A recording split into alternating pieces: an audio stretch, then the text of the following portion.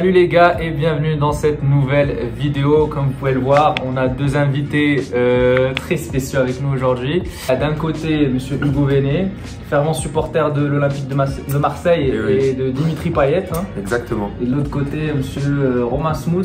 Bonjour. Bonjour. Fervent supporter de Nancy. De Nancy, la SNL. Et grand fan de Youssouf Hadji.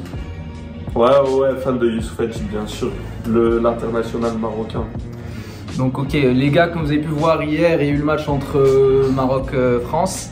Malheureusement, on a perdu.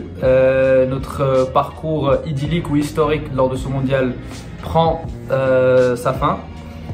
Maintenant, on a un match qui nous attend face à la Croatie. J'espère qu'on va essayer de gagner ce match pour sortir un petit peu la tête haute de ce mondial. Mais les gars, vous, qu'est-ce qui vous a plu par exemple lors de ce match, en équipe de France, qu'est-ce qui vous a marqué? Moi j'ai bien aimé Konaté qui a fait un très bon match dans l'ensemble, surtout que dès qu'il est rentré, dès qu'on a vu qu'il était titulaire à la place de Upamecano sur les réseaux sociaux, etc., il y avait pas mal de personnes qui disaient qu'ils étaient un peu inquiets, Rabiot aussi. Ouais, voilà, qui étaient un peu inquiets. Mais je parle surtout de Konaté parce qu'après Fofana, oui, il a fait un bon match, mais bon, il aurait pu faire mieux. Mais c'est surtout Konaté, lui, il a fait un match impeccable, je trouve. Et il a mis tout le monde d'accord, justement. Il a fait taire les gens qui disaient du mal de lui au début du match.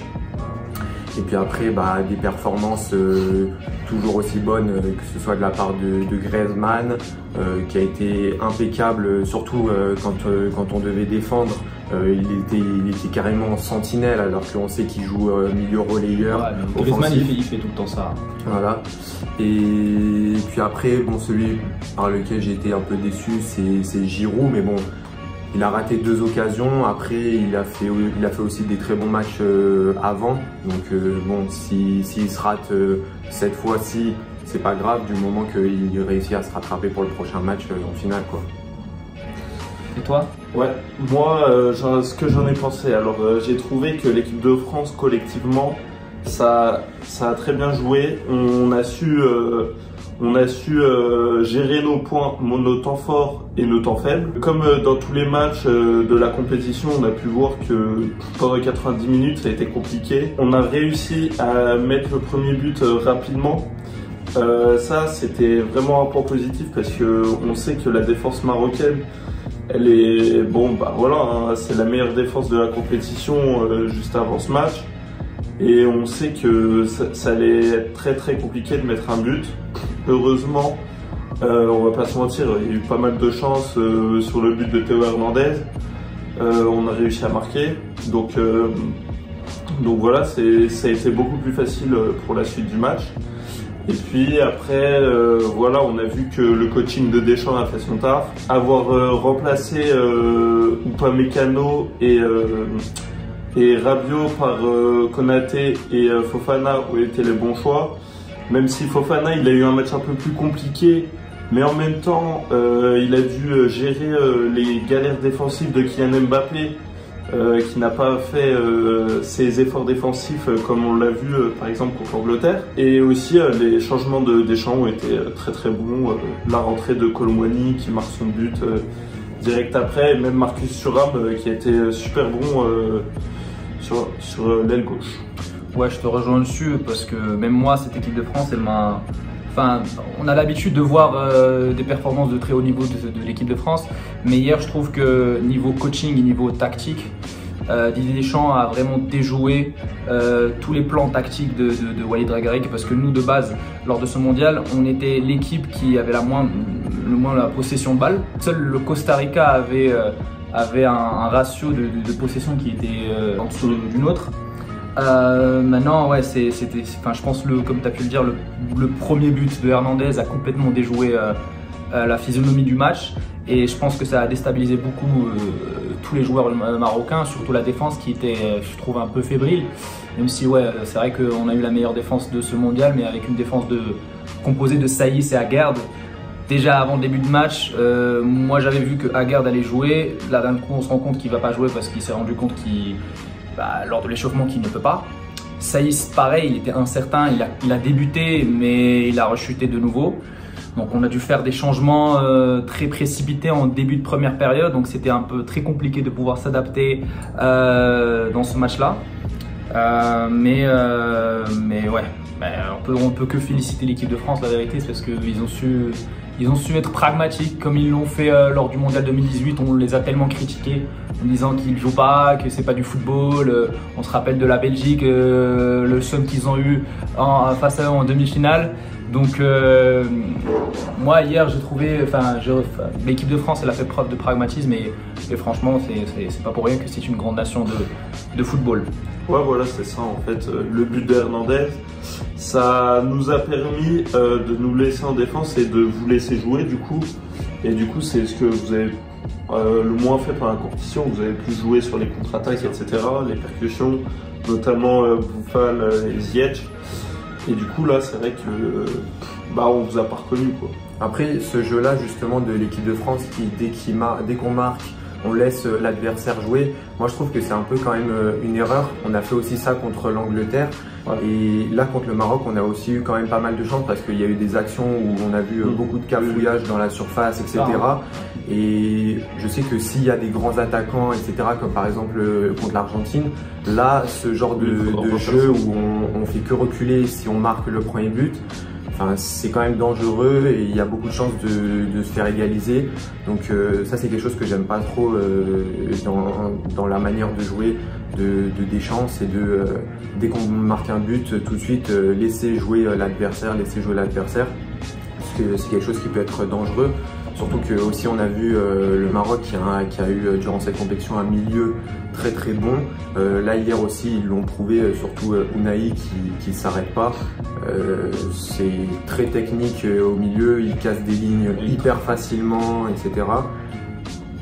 Et puis voilà, après celui moi par lequel j'étais un peu déçu dans l'équipe du Maroc, c'est Ziyech, que j'ai trouvé que je l'ai plus vu sur des coups de pied arrêtés que dans le jeu lui-même. Donc après, est-ce que c'est parce que Théo Hernandez a bien fait son taf ou pas? Je sais pas. La vérité, Ziyech, c'est normal, ça me surprend pas, tout comme plein de joueurs hier qu'on a vu. Il y avait un état de fatigue énorme, l'intensité qu'ils ont mis face à la Belgique, face au Canada et face au Portugal et l'Espagne. Ils sont rentrés dans ce match-là en étant vraiment fatigués, donc je trouve que c'est un peu normal.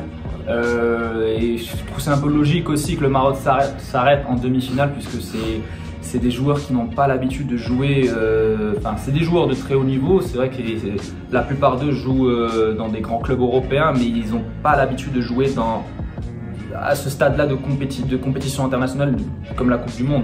Donc je crois qu'ils avaient cumulé beaucoup de fatigue et Ziyech, c'est vrai que aussi il faut noter que Ziyech il joue pas depuis le début de saison, il joue très peu avec Chelsea. Donc c'était aussi le problème de Haggard. Haggard il a été blessé depuis le début de saison jusqu'à avant le mondial de quelques semaines. Donc il n'a pas du tout joué lors de cette saison. Il a joué quelques matchs de Conference League, mais on a bien vu qu'il a rechuté très vite en jouant avec nous parce que l'intensité qu'on a mis lors de chaque match nous a vraiment tué, on a eu des joueurs qui ont été blessés par la suite. J'ai un truc à dire par rapport à ça. Vous avez tous vu une action où il y a eu une polémique un peu bizarre. C'est le tacle de Hernandez sur Boufal. Moi j'ai vu des analyses de spécialistes sur Beansport et ils ont tous dit que c'était une erreur flagrante de l'arbitre. Après je dis pas que voilà on a perdu à cause de l'arbitrage. Non, on va pas faire une Modric. Mais moi je trouve que sur cette action-là, il y avait pénalty. Je crois que l'arbitre s'est peut-être juste trompé ou il a mal interprété cette action-là. Mais après quand on se dit qu'il y a aussi la VAR, c'est un peu bizarre. Moi je sais pas si c'est parce que je suis français et que je suis pour la France ou quoi, mais justement sur cette action, j'ai aussi pas mal d'amis qui m'ont dit qu'il y avait pénalty justement des Marocains, etc. Mais j'ai pas l'impression, moi personnellement, qu'il y ait pénalty. J'ai l'impression que les deux glissent. Après, certes, en fait. il se prend la jambe sur le tibia de Hernandez. Mais de là à siffler pénalty, je pense pas. Après, je suis d'accord que le carton jaune, je sais pas d'où il sort. Mais de là à siffler penalty, je pense pas. Parce qu'on a bien vu que sur l'action, Boufal il était debout. Et Hernandez, il était en train de tomber par terre, donc on a bien vu que c'est lui qui a mis la jambe. Mais bon, l'arbitre l'a interprété différemment. Toi, t'en penses quoi? Moi, franchement, personnellement, j'ai pas d'avis pour moi. Moi, j'avoue, je suis content parce que, bon, Hernandez, on sait, c'est le spécialiste, lui, pour provoquer des pénaltys. Il a déjà fait ça contre l'Angleterre. Et là, oui, bon, écoute, en fait, il y en a eu plein des pénaltys qui n'ont pas été sifflés pendant cette Coupe du Monde. Il y a eu plein de problèmes d'arbitrage. Mais je pense que l'arbitrage dans cette Coupe du Monde, c'est globalement catastrophique, quoi. Ah ouais? Ah ouais, je trouve que durant toute la Coupe du Monde, il y a eu beaucoup d'injustices, hein, que ce soit même, je sais pas, pour tous les autres matchs, France-Pologne, j'ai trouvé qu'il y avait beaucoup d'erreurs d'arbitrage. Et même à chaque fois qu'on va sur Twitter, l'arbitre est entêté. Je pense que l'arbitre, j'espère en tout cas que l'arbitre va bien faire son boulot pour la finale, même si on sait que le Qatar veut donner la Coupe du Monde à Messi. On verra bien. Oula, monsieur, vous prenez parti là. On a pu voir aussi que sur les matchs de l'Argentine, notamment, comme il l'a dit, Luka Modric, ou comme on l'a vu lors de Pays-Bas-Argentine, il y a eu quand même pas mal d'autres erreurs d'arbitrage. Et à ce niveau-là, c'est quand même assez... Mais moi, je suis pas d'accord avec Modric. Hein. Modric, l'erreur d'arbitrage, je la vois pas. Parce que sur le penalty, il y avait clairement un penalty, 100% le gardien, il percute le joueur et il le tacle. Et donc, je vois pas... Je suis d'accord, il y a eu un match, je crois que c'était Pologne-Argentine. Ouais, c'était Pologne-Argentine, le jour où Messi avait raté son penalty. Là, c'était un penalty bizarre, où le gardien, il effleure Messi avec ses gants. Ça, c'était un penalty bizarre. Mais face à la Croatie, c'était clairement un penalty. Pour moi, il n'y avait pas penalty. Après, pour revenir sur la performance ou les performances de certains joueurs marocains, moi j'ai été un peu déçu d'un joueur, alhamdallah, franchement, ce joueur-là, vraiment je crois qu'aujourd'hui le Maroc ou tous les supporters marocains ont finalement vu le vrai niveau de Abdelrazak Hamdallah, parce que c'est un joueur qui a joué en Arabie Saoudite, au Qatar, c'est pas un joueur de mondial, c'est pas un joueur qui a joué dans des grands clubs européens, ou même les joueurs du Wydad de Casablanca sont beaucoup plus forts, mais des années de lumière de lui. Donc franchement, lui, avec tout le respect que je lui dois, il faut plus jamais qu'il revienne en équipe nationale. Puis ouais, c'est à ce moment-là que je me dis que peut-être Walid El Regragui aurait pu appeler El Kaabi et Maé, qui sont des joueurs qui ont été des joueurs clés lors des qualifications de cette Coupe du Monde. Les priver d'un mondial, c'était un peu injuste pour eux, mais maintenant je pense qu'il ne fera plus cette erreur-là, donc tant mieux. Maintenant les gars, comme vous savez, dans quelques jours, samedi, il y aura la petite finale entre Maroc-Croatie. Ça sera un remake ou une deuxième rencontre entre ces deux équipes-là qui se sont confrontées lors de la phase de groupe. Comme vous vous rappelez, il y a eu un gros 0-0. C'était une bataille dans le milieu de terrain. Donc il n'y avait pas vraiment de solution proposée par les deux équipes. C'était très tendu et c'est deux équipes qui ont le même style de jeu. C'est-à-dire que c'est des équipes qui ont tendance à être beaucoup plus physiques sur le terrain et à se fier sur leur défense plutôt qu'une équipe qui contrôlera le ballon ou qui va avoir la possession par exemple. Donc ça sera très intéressant de voir comment cette fois-ci Walid El Regragui va aborder cette rencontre. Sachant que lors d'une conférence de presse ou lors d'une interview après match, il a dit qu'il va profiter de ce match-là pour donner un peu plus de temps à des joueurs qui n'ont pas encore joué lors de ce mondial, comme Bilal Khanous, le jeune talent de 18 ans. Donc on verra bien ce qui va se passer et j'attends de voir ce que va faire peut-être Bilal Khanous, parce que c'est un joueur exceptionnel vu son âge. Et puis il y a aussi le match, la grande finale, hein. Finale très très attendue, et je crois que c'est vraiment la finale parfaite de ce mondial. Argentine, France, Messi, Mbappé, les deux meilleurs joueurs de son mondial. Je pense qu'on ne peut pas rêver mieux d'une finale. Je pense que c'est, comme tu l'as dit, Messi et Mbappé, c'est l'affiche que tout le monde veut voir. Après, c'est vrai qu'il y a eu beaucoup de critiques sur Messi. Est-ce qu'il méritait genre d'être nommé parmi les meilleurs joueurs, etc. Moi, je pense qu'il fait plutôt une bonne Coupe du Monde. Après, je pense que là, justement, sur le papier, on peut pas vraiment savoir ce qui va se passer, qui va gagner, etc., qui va avoir l'avantage ou quoi. Après, je voudrais quand même dire que au milieu, je pense que la France a des possibilités de plus dominer le match plus que l'Argentine. Et puis aussi voir si Deschamps va justement, après par exemple cette bonne performance de Konaté, garder Konaté titulaire ou est-ce qu'il va remettre Upamecano, et aussi est-ce que Rabiot va reprendre sa place, parce qu'on sait que là il a eu il est juste malade. Ouais, mais il a eu un virus, mais à ce qui paraît ça tourne autour dans l'équipe de France, et il y a plusieurs joueurs qui ont été contaminés. Donc voir si ça va nous affecter pour cette finale ou pas. Toi, t'en penses quoi?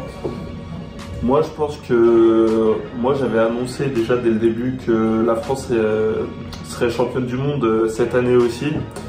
Je pense qu'on peut, en fait, il n'y a personne qui va partir favori de cette finale. Et j'attends ce match avec impatience, parce que je sais que les Argentins, ils l'ont mauvaise de 2018. Je sais qu'ils nous détestent. On a vu certains chants, je pense que tout le monde l'a vu, tout le monde a vu les chants, même les joueurs de l'équipe de France. Et moi, je pense aussi que Mbappé, il a envie de montrer qu'aujourd'hui, ça y est, c'est le meilleur joueur du monde. Messi, il passe à autre chose. Et maintenant, c'est Mbappé le meilleur joueur. Déjà qu'aujourd'hui, franchement, sur cette Coupe du Monde, c'est impressionnant tout ce qu'il fait. Enfin, moi, je suis impressionné par ce joueur. Mbappé, ouais. C'est pas Messi. C'est pas impressionné par Messi. Et Messi, non, mais Messi, je suis pas impressionné par Messi parce que je sais que Messi, c'est Messi, quoi. Alors que Mbappé, c'est la première fois qu'on voit Mbappé ici en tant que leader. Malgré son jeune âge, j'espère que Kylian Mbappé va remporter cette Coupe du Monde. Et ça va poser les bases pour commencer à parler de lui vraiment sérieux sur la table des grands, parce que 2 Coupes du Monde à 24 ans. Maintenant, il n'y a pas encore la Ligue des Champions avec le PSG, mais si un jour il gagne une Ligue des Champions, qu'il a déjà 2 Coupes du Monde, va falloir commencer à parler de lui vraiment sérieux sur la table des Ronaldo, Messi, etc. Moi, franchement, la vérité, je vous dis honnêtement, ça sera pas le même match. Enfin, cette finale-là, ça sera pas le même match qu'en 2018 entre les Argentins et les Français, parce que on sait tous qu'en 2018, je crois que le match le plus compliqué de l'équipe de France, c'était l'Argentine, sachant que cette année-là, l'Argentine, c'était une équipe. Enfin, c'était pas la même équipe qu'aujourd'hui. C'était une équipe qui s'est prise 3-0 face à la Croatie. Donc ils sont passés, je pense, de la phase de groupe in extremis, en battant le Nigeria dans les dernières secondes. Donc cette fois-ci, on voit une équipe forte, un groupe solide. C'est des joueurs très agressifs sur le terrain, donc il faut s'attendre à ça aussi. Donc moi j'attends impatiemment cette finale, parce que j'en doute pas que ça sera un beau spectacle. J'attends impatiemment de voir ce que fera Messi ou Mbappé pour pouvoir trancher qui est peut-être le patron ou le meilleur joueur de ce mondial-là. Et du coup les gars, bonne chance pour cette équipe de France. Moi personnellement, je suis avec l'Argentine, vous prenez pas mal, mais c'est comme ça. En tout cas les gars, c'était tout pour cette vidéo. Je vous remercie de m'avoir accompagné dans cette vidéo spéciale. Et comme vous avez pu voir derrière nous les gars, ces accolades entre Hakimi et Mbappé, c'est très symbolique, parce que les Français et les Marocains, on est des frères. Et c'est pour ça que j'ai ramené mes frères aujourd'hui dans cette vidéo. Des frères, mais il est pour l'Argentine quand même. Bon, c'est pas grave. En tout cas les gars, n'oubliez pas de vous abonner, d'activer la cloche et de liker cette vidéo et de commenter s'il y a un truc. Et de partager. C'est très important aussi, ouais, de partager. Et nous, Nous, on se retrouvera lors d'une prochaine vidéo. Objectif 600 pouces bleus. Ciao. Ciao les gars. Allez, 1000 pouces bleus et on revient sur une autre vidéo. Ouais. Et puis à 1 million de vues. Et voilà, l'autoroute, allez.